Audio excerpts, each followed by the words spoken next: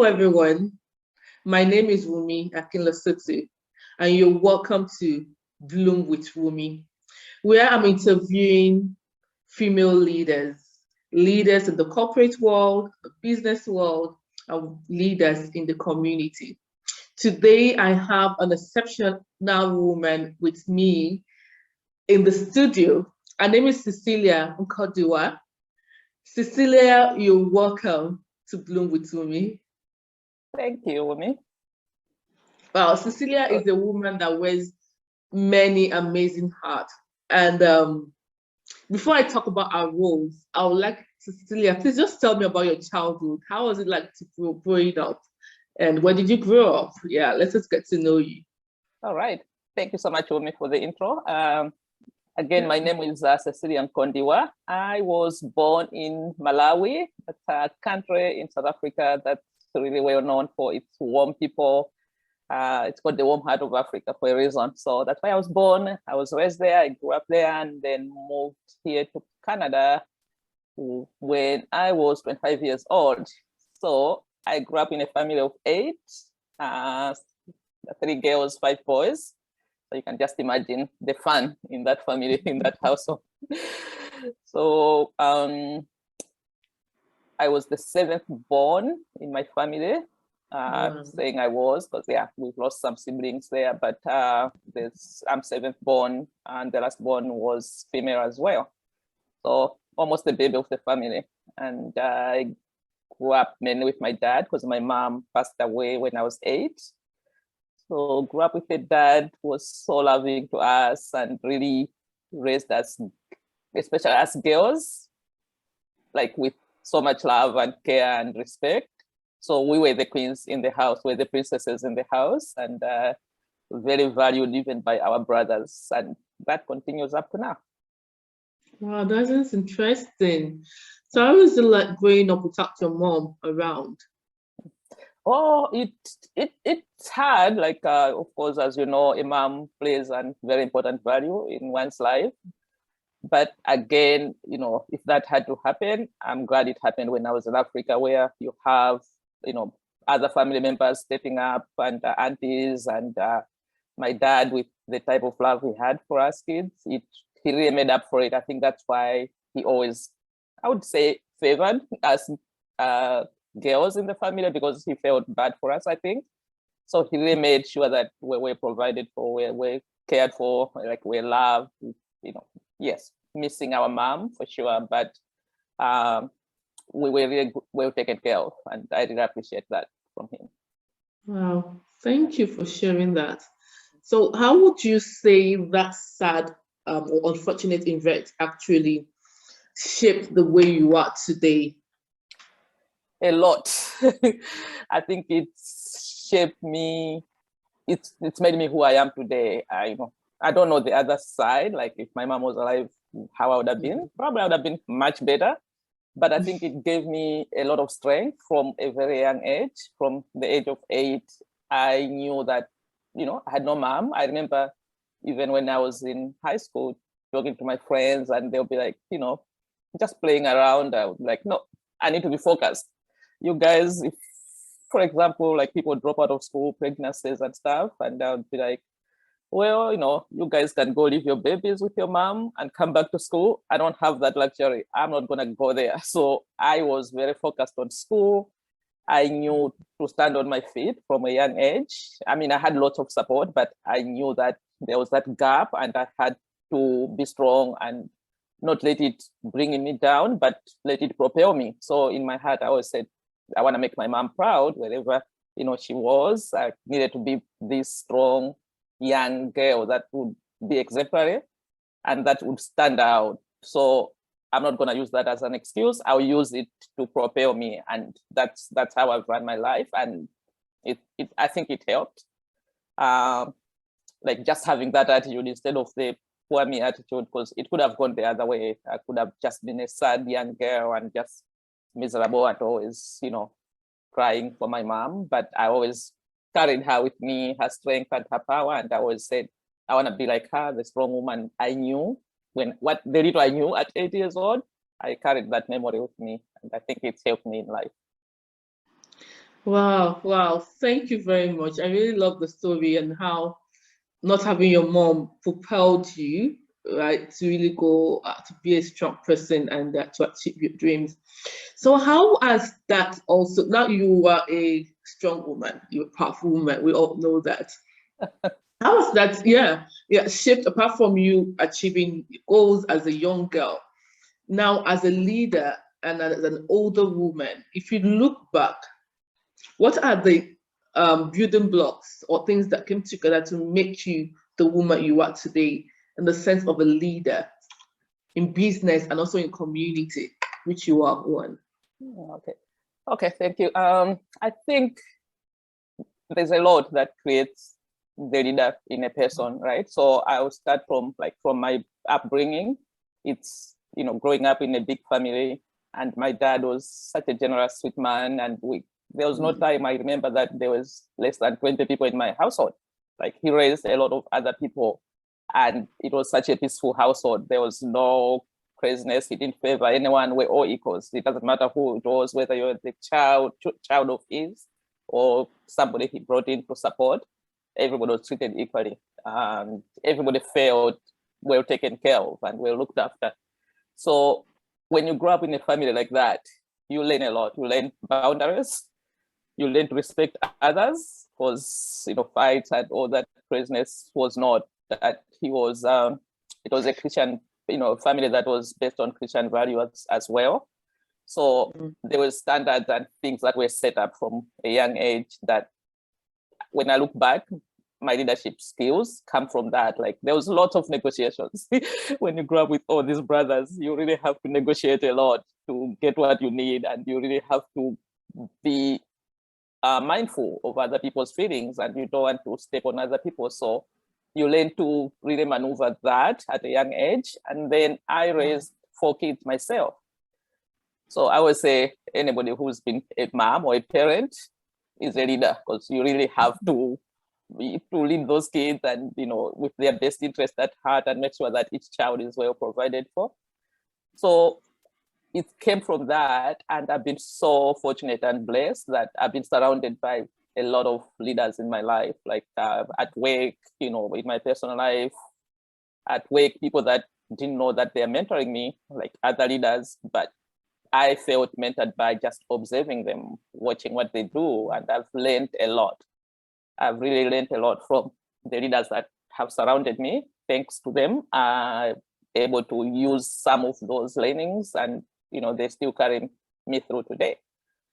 So yes, so I think that's my leadership. My leadership style, I would say it's a situational leader.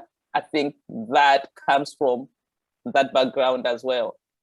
Because as a leader, I'm leading humans, I'm working with people. So to me, it's like people first. If I don't take care of you as a person, you're not gonna produce for me. So it has to be a win-win situation. You're not just a machine in a factory. You are a person, a human with life, emotions, and kids or family.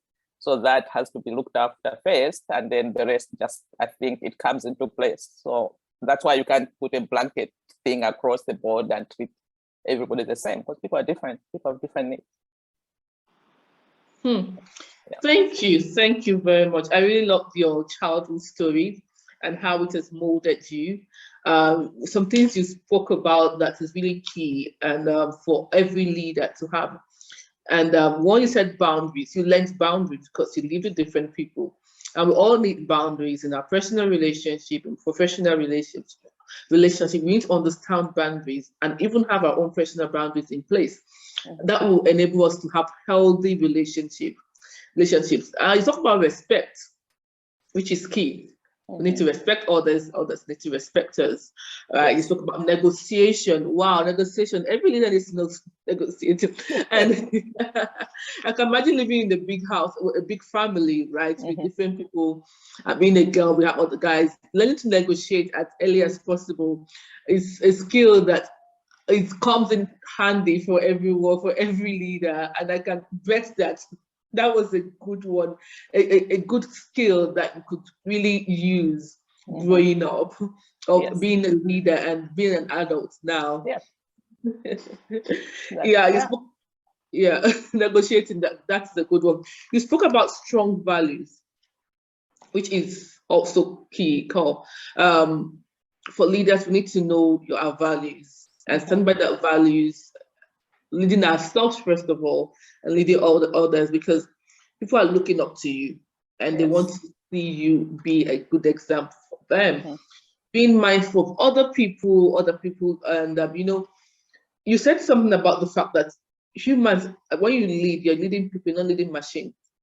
So That's right. I like that people skills. We talk about learning from others. Wow, that's a good one, because sometimes we want to wait to have an official mentor, but you can learn from by just observing. That's right. Learn just observing from people and just watching how they do things. I think that's a very good way for learning. Wow, thank you very much. I really love all the stories you've shared Thank with us. thank you. Thank you. Yeah, you've been named one of the influential women in finance in BC. So how were you able to achieve this? As a woman, first of all, as a woman of color, so I'm a woman of color in BC. BC, British Columbia. So if you listen to me and you're not in Canada, British Columbia is one of the provinces in Canada. And I would say it has a lot of, unlike maybe Calgary that I'm from, that we have more, I believe we have more colored women in Calgary than we have in Vancouver. So how were you able to do that? Yeah, to achieve this feat? Oh, so I was working at Women's Enterprise Center then. Now it's called WBC. And I started out there as a business advisor, working with entrepreneurs in the province, supporting them and doing loans for them. Women's Enterprise Center is funded by the government, the federal government. So we provided funding, we still provide funding to women for businesses. So I worked with them then. I remember like that was me every day, seeing a different business and seeing like maybe 5, 6 different business women start, expand, and like really grow their businesses. And then from there, I became the senior business advisor, and then I became the loans manager, and then the director of loans, and then the chief operations officer. And what that meant was I had a team of business advisors and loan administrators that I was managing, along with managing the loan fund. But it wasn't just with WBC doing that. It was collaborating with our lenders, and not just lenders, our other service providers. Because when, as you know, for a business to succeed, there's a lot of aspects to it. There's going to be mentoring, there's going to be the advisory, the money part, and then there's just the support they need on a daily basis. So we did a lot of collaboration with other organizations. I worked there for over 20 years. So I've seen the entrepreneurial ecosystem in BC grow. Like, we really had a very strong ecosystem. I think it's really an example to many provinces how service providers worked well with each other in BC, and they still do that. So all I did for me is really make sure that I provided the best service to my clients. I had clients then that up to now I'm still in touch with. They love me, they love the work I did for them, the support, the advice, and just that personal connection that I had with them. It's gonna go a long way. So they really appreciated me for that. And so as a woman of color, as you know, there's so many challenges that come up, but I keep saying I'm not gonna let that bog me down. I'm not gonna carry the burden of proving myself to anyone. The only thing I'll do is make sure that I excel in what I do. So excellency is what I strive for, and that's all I did. And as I said before, I was fortunate that I had leaders that noticed my work and that appreciated my work and that really supported me on that path. Because sometimes you can do as great work as you want, but if people want to really push you down, they will. But I was strongly supported in that, and that's how they nominated me for that. My CEO then nominated me for that, I think Laura Douglas, and thanks to her, I ended up getting that award. Thank you very much. Wow, thank you. It's all about people. It's all It about is. people, It having is. people around us, and that's leadership. Leadership is influence. So influencing people either horizontally, as up, or actually vertically down. So you can influence upwards, you can influence downward, you can influence sideways also. So that's another sign of your leadership skills that's showing up there, influence. And thank you for talking about excellence. We need to do our best and show up strong. Wow, Yes. thank you. That's interesting. So you spoke about VBC. I know that you wear many hats. Like I say, you're one exceptional woman I have here today. So you are an executive in residence in VBC. Yes. Can you talk about that? What does that entail to be executive in residence? I think okay, so I'm not like working every day now with BBC. I hardly do work with them, but I am an executive in residence. I think what happened was when I left 3 years ago to pursue other avenues that became available, I had so much history with BBC. Then Women's Enterprise Center, I had worked like in various roles, and there was so much history there that it was going to be hard to just leave. So being the considerate person I am, I actually gave, I think it was like 2 or 3 months notice to make sure that I transitioned properly, that the person who took over me had all the information, and we worked very closely together with that person, and I transferred everything I had to that person, and that was great. She's a very capable person, but there was still a lot that was sitting in my head. So the CEO then decided to retain me as an executive in residence, so that they can reach out to me if they need certain expertise, or if they need information, or if they just need support, or just to vet some things in the transition and going forward. So I've been doing that. I work very closely with the new director of loans, just liaising on things, or just sometimes it's about just bouncing ideas off or things like that. So I'm still with them. I still support wherever I can support,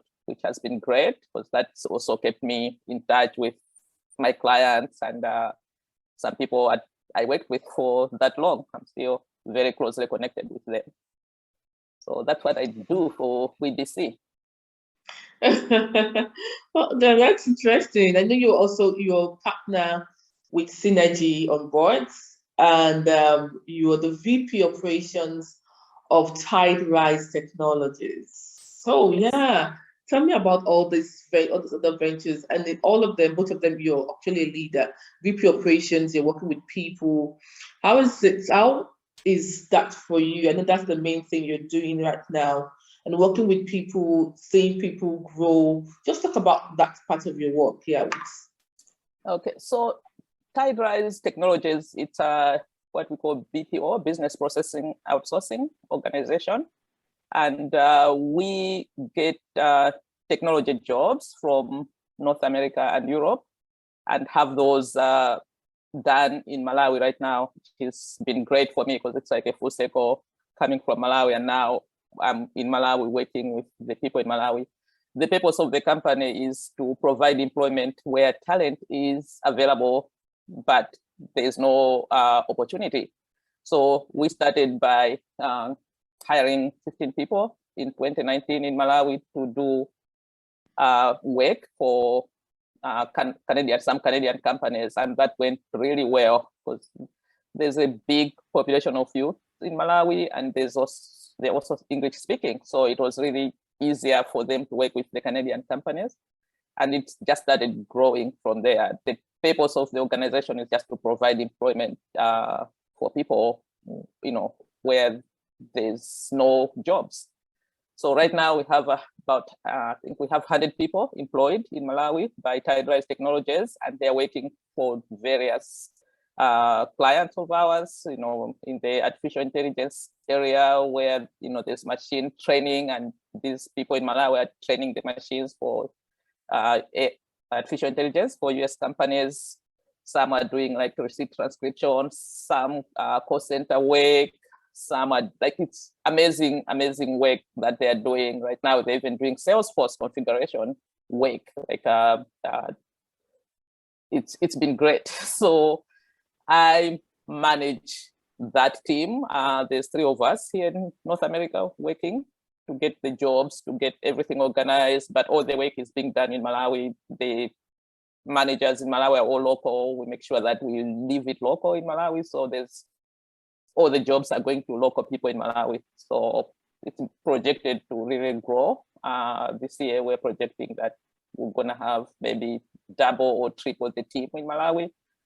And we're getting a lot of recognition as well from companies in North America, because it is a win-win situation. They are saving a lot of money by hiring the staff in Malawi through us. And our staff are raising families on that money. They are doing businesses on that money. They are supporting their own families, paying tuition for siblings. So really breaking the generational poverty that could have otherwise existed if these people went to school and had no jobs. So that's been my role with TideRise Technologies. I work with the team in Malawi just to make sure that things are happening the way they're supposed to happen. And these young people keep impressing me every day. They're really professional, they're hardworking, and they also impress our clients. Our clients never get disappointed.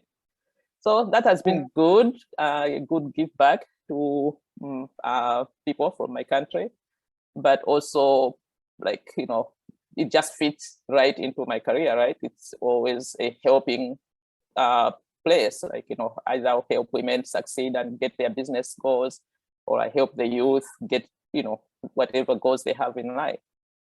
So that's what I do with TideRise. Do you want me to move on to Synergy, or I pause?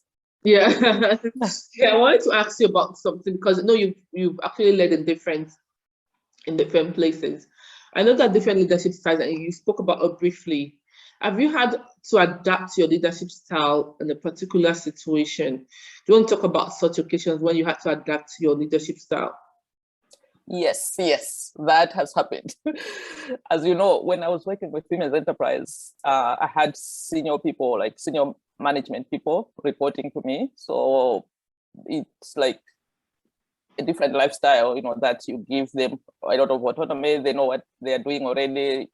They are all mature people, and you sort of let them be and let them come to you if they need help. You're not hand-holding at all. Like, you know, these are qualified people. So it's a lot of autonomy there.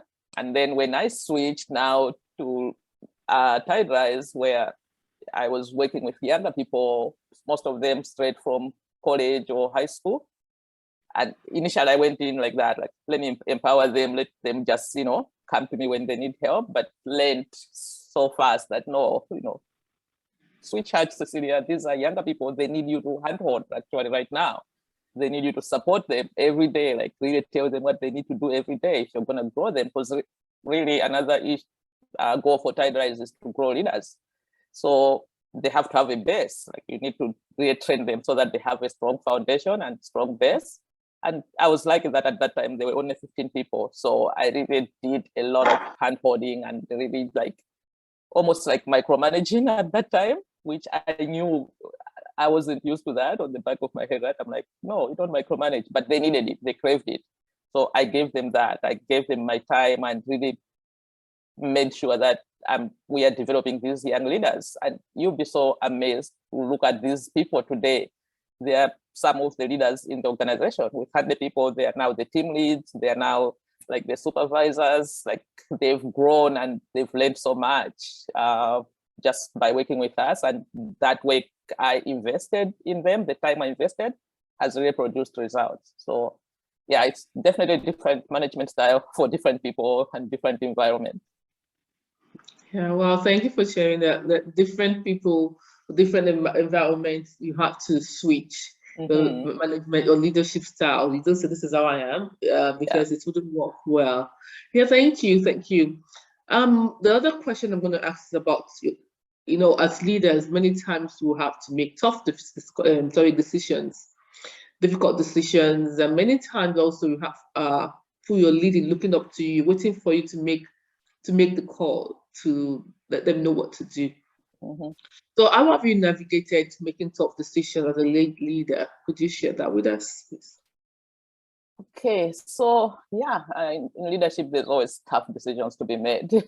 I've read so many books on like making tough decisions, the titles of the book, and you think it's easier because you've read it, but no, when it comes to actually dealing with people, it's not easy because there's emotions there, but there's also there's people, but there's also the work. So how do I balance this?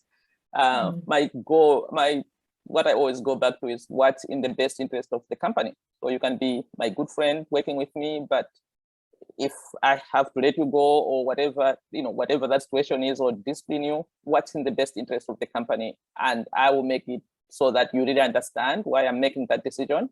I'm not making this decision in a vacuum. I'm sitting with the person and really make them understand that this decision has to be made because it's in the best interest of the company. So hard decisions are always hard, but as long as you really treat a person as a person and you explain it to them so that they are treated as in people, and they know that you care, they know that you're not just making that decision because you don't like them, for example. Like, it's not personal. You're making this decision because whatever has happened doesn't fit with the current goal of the organization. So what's the reasoning behind it? Like, really treat that person as a human being and explain why this decision is happening. Most of the times people understand. Like, if you explain to them and include them, I'm sure they would have made the same decision too. So just include them and explain to them and really be good about making them understand that. Like, it's about work. Work has to continue happening, and if you don't make it personal, I think it really works. And the other thing, like, I've made difficult decisions myself. Even leaving Women's Enterprise Center was not it was a big decision after I'd been there 25 years and I was very comfortable. I was happy with my work. I would not tell you one thing that really stressed me on that work. I really enjoyed working there, but I had to make the tough decision. Like, okay, I've done all I could have done with this organization. I got this opportunity now to start something bigger than me and support these young people, and what the best place for me to transition to. So it wasn't an easy decision. It wasn't a financial decision. It wasn't I just want to change my job decision. It was really a hard felt decision that I had to make. So yeah, tough decisions have to happen.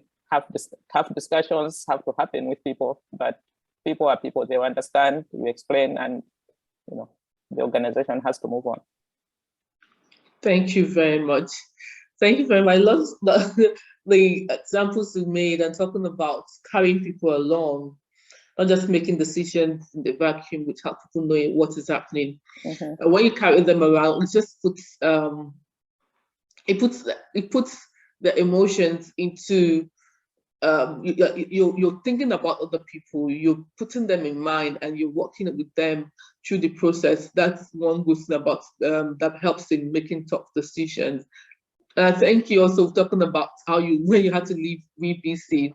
It's talking about following your heart. Sometimes it's hard, but sometimes you just have to tell yourself that many times, all the time. Tell yourself this is the best decision, and I have to go ahead and take this decision and go ahead. Yeah, finally, I'm going to ask you this. So you've been a leader now in the nonprofit world for a while, and now you're now in the for-profit space. What would you say? Would you say there's a difference in leading in the nonprofit, for-profit? Yeah, and if there is a difference, what's the big difference as a leader? Okay, so I think people sometimes confuse not-for-profit with for-profit businesses. To me, I've worked in not-for-profit all my life, and now I'm working with for-profit. I'm working with, I told you, I'm also working with Synergy Executive, an organization that we started because there was a gap, like, during all that George Floyd time, and people were trying to talk inclusive and diversity. People started reaching out to my colleague and I and saying, oh yeah, we're trying to diversify our board, but we don't know where to find the people. We're trying to, do this, we don't know where to find. So out of that necessity, we started this organization. it's for profit. Like, when we started, people were like, it has to, it looks like it's not for profit. We're like, no, it is a for profit organization. We're actually trying to bridge this gap and train executives, train people to be board ready. Through that, we found out, okay, we can't just train people to be board ready when they're not in the C-suite. People are hiring for the C-suite. So we ended up adding another section to the business where we're hiring and placing executives. And we've done that so well. By BIPOC, a lot of Black people have been placed in executive roles. A lot of people of color have been placed. So now we have the whole chain, like, starting from the C-suite, and now those people become the board members and hopefully change the narrative and, sit on the table, have a voice. That's a for-profit business. So I'll just give you a quote from Muhammad Yunus. I'm sure you know about him. It says, I'll read it out. "This is not a charity. This is a business. Business with a social objective, which is to help people get out of poverty." It's a for-profit business, but it's got a social objective. So now there's being this integration, right, between not-for-profit and for-profit businesses, and what's the whole idea behind it? I don't think there's any difference in the leadership. You still run your not-for-profit as an entrepreneur. Like for me, especially where I worked, we're supporting business people, and we had to model ourselves as business people as well. We're not going to run this organization down when we are trying to help organizations grow. So we had to do the same things that we advise business owners to do. Yes, we're not making a profit or whatever it was, but leadership is leadership. As I said, you're leading people, and people are the same, whether they're working for profit or non-profit businesses, they are the same. So I haven't been challenged in any way in my thought process. I was the chief operations officer at Women's Enterprise. I still had to do the budget. I had to see what inflation was and include all those numbers here and what the bottom line should look like. The same thing that I do as VP operations at TideRise. I still manage the finances for the organization. I still have to make sure that things are being done as entrepreneurs, like make sure that you're looking at the numbers and does this make sense? What efficiencies can be had? Same in both organizations. It was just similar. So I don't see a difference, to be honest. Thank you very much. Yeah. We are leading people. So in profit or profit business is still leadership, leading people. Thank you very much, Cecilia, for being on having this wonderful conversation with you today. So thank you, viewers, for joining us for this episode of Bloom with Wunmi. Watch out for the next episode. Cecilia, any final words for viewers? Yes, I will just, again, I read a lot, so I'll leave them with a quote. There's this lady, she passed away, unfortunately, but she started this organization way back before we started TideRise, and she wrote a book. It's called Give Work. So I'll read the quote. It says, "We have created a society in which our head, the business-oriented, profit-maximizing part of our psyche, is fundamentally disconnected from our social consciousness. It's disconnected from our compassionate heart. The future is integration." And that's all. Like, the future is integration. Like, businesses have to be run with a heart. There's no cut-off point. There's a heart that has to go in the business for the business to succeed. The impact the businesses are creating have to be known and have to be very important to the heart of the person running the business, because without that integration, there's going to be a big gap. Like, as you know, there's a lot of social businesses these days, impact businesses these days that are doing so well. So we cannot continue just focusing on profit, bottom line. Focus on people, focus on the impact, and then you see the bottom line, it's going to improve, and it's been proved. So that's what I'm going to leave business people with. you want to look at this book, it's called Give Work by Leila Jenner. It's really impressive, the work she did at a very young age. So thank you for having me today. And I really appreciate, I enjoyed the time with you. And I look forward to listening to more of your episodes.